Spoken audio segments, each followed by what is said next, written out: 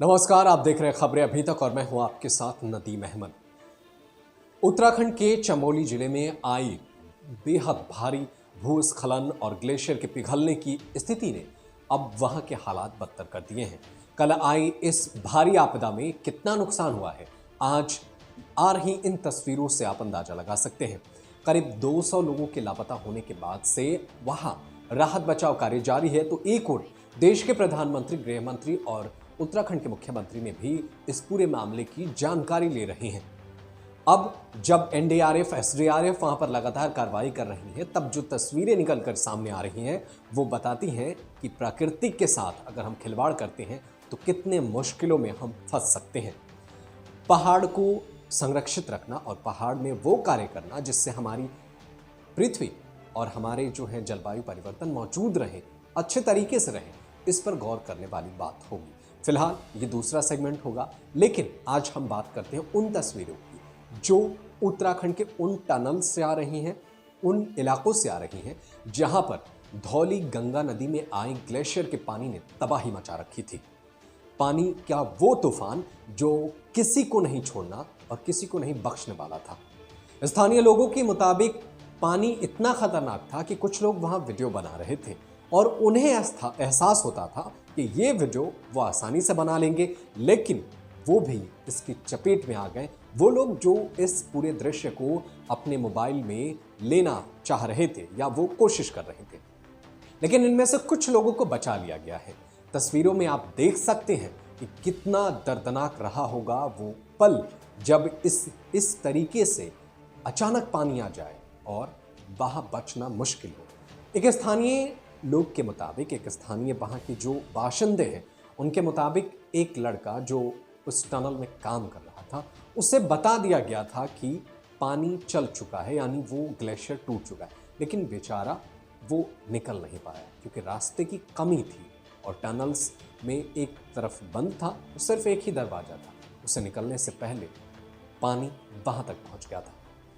कुछ लोगों को बचाया गया है। एनडीआरएफ और एसडीआरएफ की कामों की तारीफ पूरी दुनिया में हो रही है। फ्रांस और जर्मनी जैसे देशों ने भी उत्तराखंड में आई इस तबाही पर अपना दर्द जो है बयान किया है और साथ ही ये भी कहा है कि हम देश के साथ हैं। पहले आप ये उन लोगों की बातें सुनिए जो इस पूरे ऑपरेशन में बचाए गए हैं, उनकी आप ये पूरा वीडियो देखिए।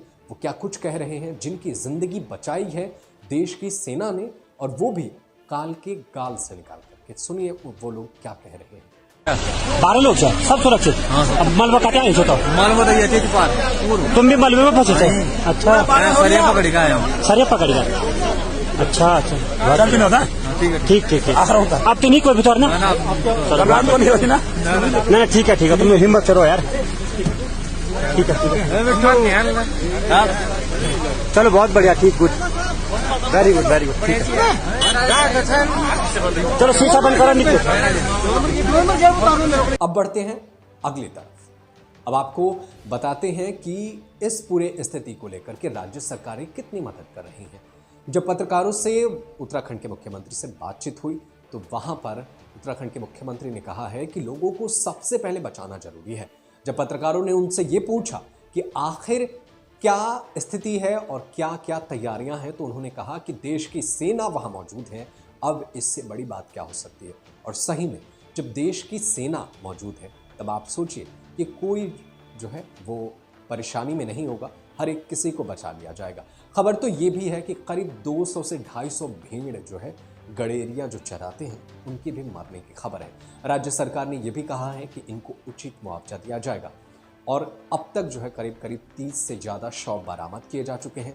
तो वहीं इनके परिजनों के लिए उत्तराखंड सरकार जो है अपनी तरफ से कुछ ऐलान किया है। इसके मुताबिक उत्तराखंड की सरकार 4 लाख मृतक के परिजनों को देगी, तो वहीं प्रधानमंत्री राहत कोष की तरफ से भी 2 लाख रुपए दिए जाएंगे।